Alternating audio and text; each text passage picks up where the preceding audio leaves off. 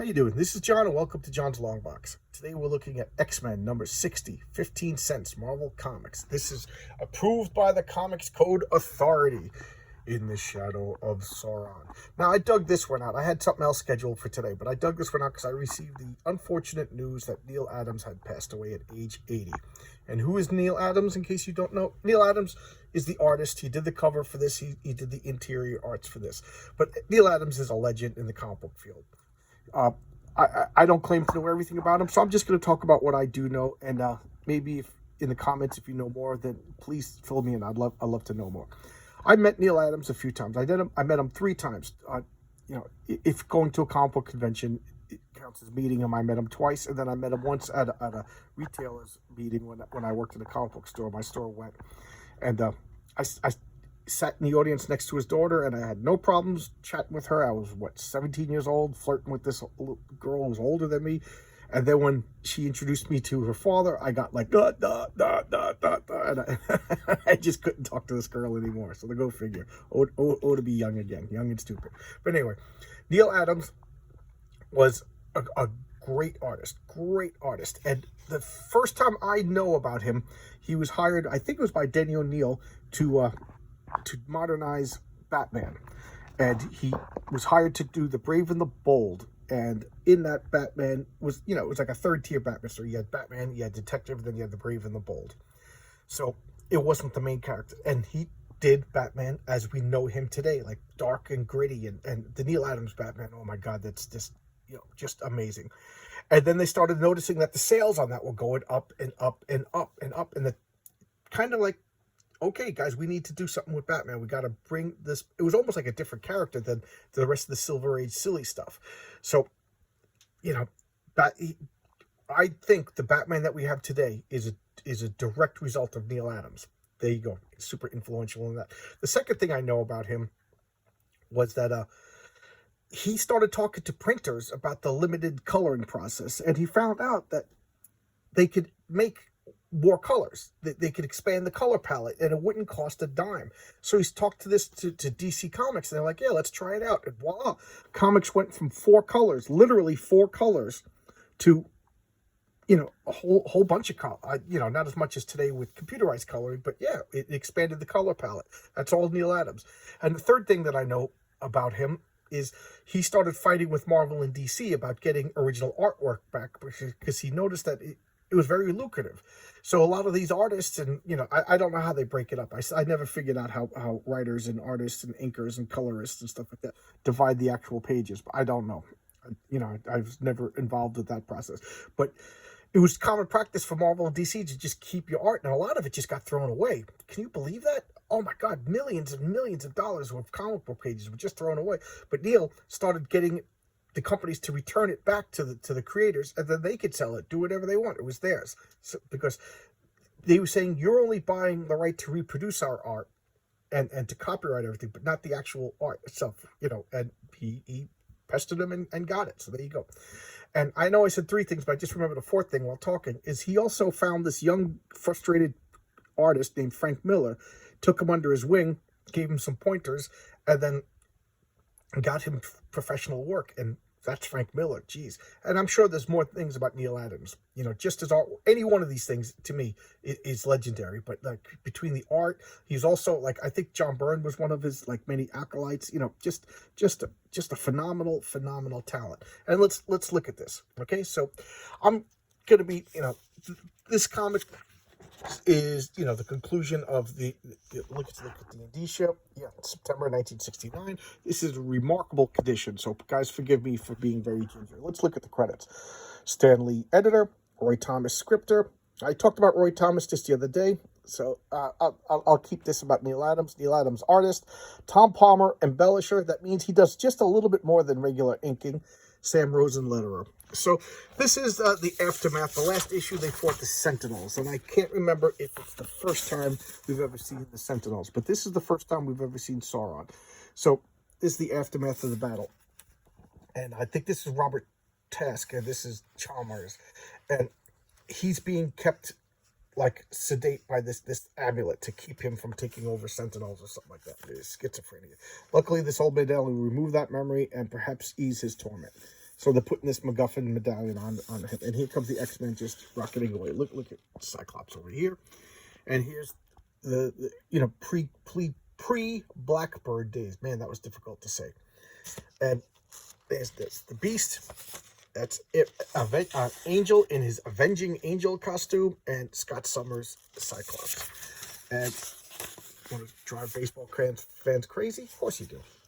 And here they are just talking about everything. And this is Havoc. Havoc got hurt last issue, and they're wondering what are they going to do. And there's Bobby Drake, Iceman. When he's not Iceman, he's just in his underwear. Does he get cold? That's a good question. Does Iceman get cold?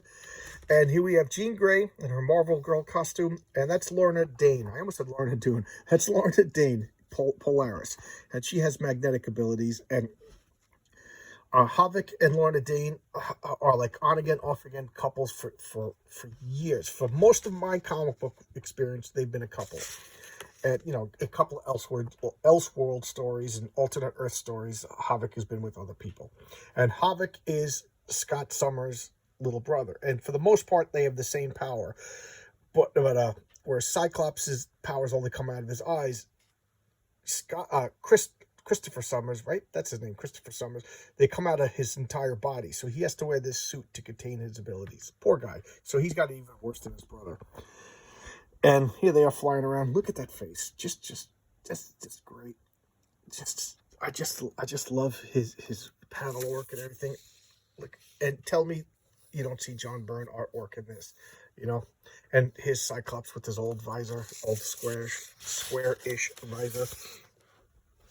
And Larry Trask is all like, they're trying to MacGuffin his schizophrenia out so he's not controlling these Sentinels anymore. And this is Carl Lycos, I think is his name. And he's the doctor. He's going to work with them. He's going to help Havoc. And he's like, hey, don't worry about me. We'll take it. Look at that sinister face. Tell me that's not the face of an undiscovered supervillain. And yes, it is, because that's Sauron. Spoiler! So here's Jean Grey. Look, and I love this. This coloring just shows that they're in shade and some texturing, make it look dark. And Zapparoni. This is just, we got everything in this panel. I just love this. The old Kirby crackle. And look at this. John Byrne. That is just like a John Byrne layout. If you see later X-Men with John Byrne's X-Men, he definitely took inspiration from these panels and made the X-Mansion in this decor. So good. At the risk of sounding like an old man, you don't see art like this anymore. Let's take a look what else Marvel had to offer. Chamber of Darkness #1, Silver Surfer #8, Fantastic Four 91, Spider-Man 77, Avengers 68, The Awesome Assemblers take on Ultron 5, Avengers King Size Special, Captain America, X-Men, Daredevil 56. Daredevil 56 is the masterpiece.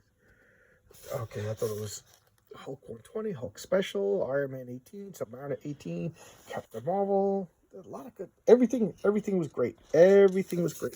That came out this month. So, where would we be without the Danger Room? And there's Hank McCoy. Remember, he's his feet and hands are enlarged, and he's like stocky. He's not short. He's big and stocky, and he's shaped like a gorilla, like a shaved gorilla. Which it's funny because later on he grows hair, and that's his ability. He's super agile, but he's also super intelligent. There's Angel dodge and everything. Iceman, using his ice abilities. What would the Danger Room be with? It's like Star Trek. You go into the holodeck, you're like, oh, we're gonna have a holodeck. We're gonna put on the beach protocols. Blah blah blah. Next thing you know, they're fighting villains. Something goes wrong. Whenever you see them in Star Trek Next Generation, go into the holodeck, there's gonna be problems. And the same with the Danger Room. You go into the Danger Room, you turn it on. Next thing you know, crack happens and problems arise, and there's just problems. Always. And they're laughing at them.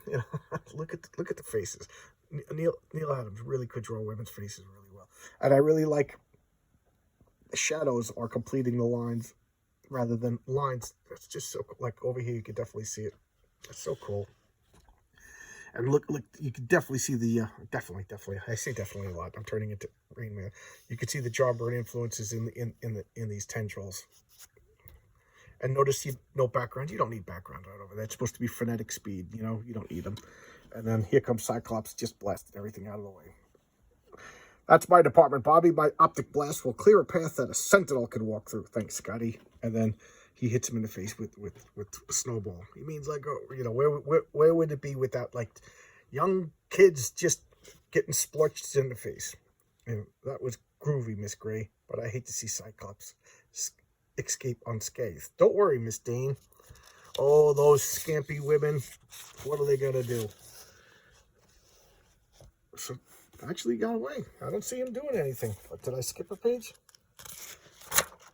Oh, I almost just ruined the page. Almost ripped it. Yeah, all right. So Cyclops gets sliced over here. Sheesh. And then here she's using her telekinesis to bring him down. And then here we have the Brotherhood of Evil Mutants. These are all the reactor would usher them back into dreamland. So this is Unus the Untouchable. His power is he has a force field that's just super impenetrable. The Blob, whom I've never liked. He's immovable. This is the Vanisher. Yeah, that's Mesmero. He could hypnotize. This Banshee. You know. Oh, that's the Vanisher. So that means that must be the Changeling. The guy who impersonated Xavier for a while. Xavier died, and then they regretted it, and then they retroactively said it wasn't Xavier. I don't care what anybody else says. Mastermind, the Toad, Vision, Scarlet Witch, Quicksilver, and that's, I forget his name, Chalmers or something like that. Tired of being skinny? Drink on the weight, fast. Drink on pounds of weight, fast and fun. Gain up to a pound a day. I've been mastering that since I was 16 years old, pound a day. And now we're going into the doctor who's helping poor Havoc over here. This is Carl Lycos, I think is his name. Look at that villain face. Look at this. I love this panel. This panel is like Neal Adams hitting his stride over here. Yeah, and I don't know why in the middle of an operation he starts talking about his past. You know, he remembers when he was a little kid, he went to the Savage Land. You know, back then the Savage Land wasn't known to most people, so they didn't know it was a Savage Land. You know, because that's what parents do. Take your kids on a nice excavation into Antarctica, and they just explore Antarctica with like a baby. You know, very irresponsible, just like Daniel Rand's father was very irresponsible to take his kids to the Himalaya. But at least people who went to the Himalayas, there's some infrastructure up there. This is Antarctica, back, you know, when he was a kid. And they get trapped in a cave because the parents are irresponsible. He's looking for his girlfriend. Oh, yeah, so he wasn't a kid. Yeah, he was like a young adult. That was another kid with him. And whatever, I think he's with Tanya's family. And he has like some strange, they call them paradons, but, you know, they're drawn weird, but just great panels. I love that. He's just fighting creepy dinosaurs. I love dinosaurs, in case you couldn't tell. And then the little girl gets saved and whatever, and then he realizes after being attacked that he goes to touch the dog, pet his dog, and something in the Antarctic region, vibranium, activated his mutant ability, and he just drains the dog. So the dog is now like aged and sickly and everything. The dog's like, I'm getting the hell out of here. And as he touches people, because he doesn't know how to control it, he's like draining people. So he's like a life energy vampire. So he could suck out the bioenergy out of people and add it to his own strength. He's like, I can't help myself. So he's learning how to control it because he's in love with this girl and he doesn't want to hurt her. Look at that. That's the Fellowship of the Ring. I never noticed that before. Ah, cool. So, okay, cool. I'm glad they did this effect. So now he's just talking about how tortured he was. He wants to marry Tanya, but Tanya's father's like, no, not until you could prove to me that you could support my daughter and the luxury that she deserves. So he's going off to medical school to learn how to be a doctor so he could provide. So I guess she's going to wait for him for 4 years. You know, it's a pretty young thing is going to wait 4 years, the prime of her life, whatever. But look at this effect. I used to call this the John Byrne effect when I was a kid because I didn't know about Neal Adams at the time. But this, you know, if ever you see like the Phoenix Saga and stuff like that, you always see this inverted energy effect. And that's whenever Phoenix turned on her power and stuff like that. And sometimes with telepathy, this all started with Neal Adams. So, you know, look at this. This is years before John Byrne was even working. So this is 1969, you know, so here's proof Neal Adams did it first. Great face. This does look like a John Byrne panel. And here he's talking about learning to control his powers, And here he is. Nobody's looking, so he became a doctor, and that's one of the things is he could siphon off some energy from people once in a while and just blame it on illness or whatever. So he's already, the power's kind of corrupting him, and now he meets a mutant for the first time. And what does he do? He gets carried away with the power from the mutant, and the mutant life bio magical MacGuffin energy that he siphons off transforms him into a pterodactyl man himself. He goes, like, I love this. My body, my face, my very soul, they are changing, transformed, bursting with power. Power for good or power for evil. And I choose evil. You got to admire that. This guy had a choice, no ambiguity, no missed signals. I'm going to use my powers for evil. There you go. An evil so great, so monumental, that the only name of all the annals of literature will contain it. The name of Tolkien's ultimate villain, the Dark Lord who personified evil, who was truly evil incarnate. The name of Sauron.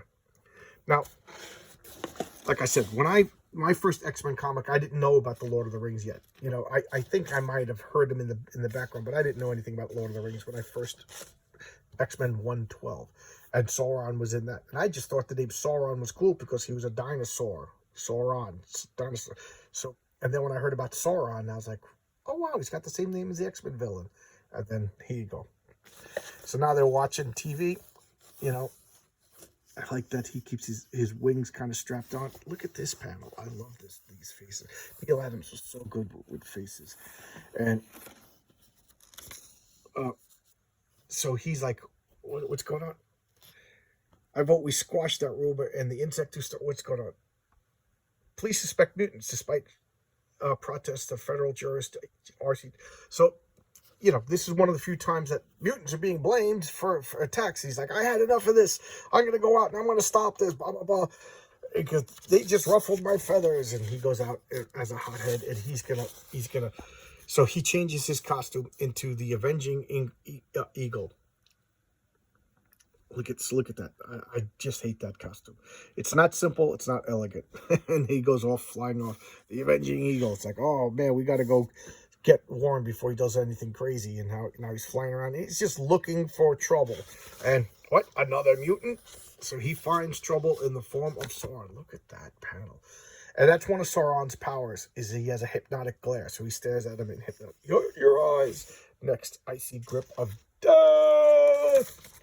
And here we have the Tower of Shadows, the sensational Captain Marvel. What issue is this? 17. If I remember correctly, this is the debut of that costume. And here we go. Pillows, plastic pillows that stick to your face when you sweat.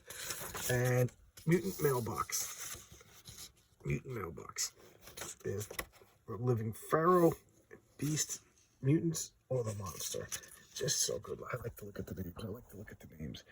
Don McGregor, wow, is that the guy who ended up writing for Marvel? And Richard Yarmy, Michael Art, and Nash. Okay. And here's the back cover. Okay, so again, I'm being very, this looks like a problem, but it's just the way that it's drawn. This is in very good condition, so whatever. All right, so there you go. This is honor of the sad day of the passing of Neal Adams. I wanted to do something about Neal Adams, and I love the X-Men. I started collecting X-Men with 112, and I didn't stop until, like, I don't even know, somewhere around 450 or so. And I bought a collection from people. I bought a bunch of collections from other people. That's how I got this. I got every X-Men, I think, except for X-Men number 2. I think X-Men number 2 is the only X-Men issue I'm missing. And there you go. That's the X-Men. Neal Adams, rest in peace. You're a legend. You will be missed. All right. Thank you. See you tomorrow, guys, with another video. Hopefully, on a more happier note. Thanks a lot. Bye-bye.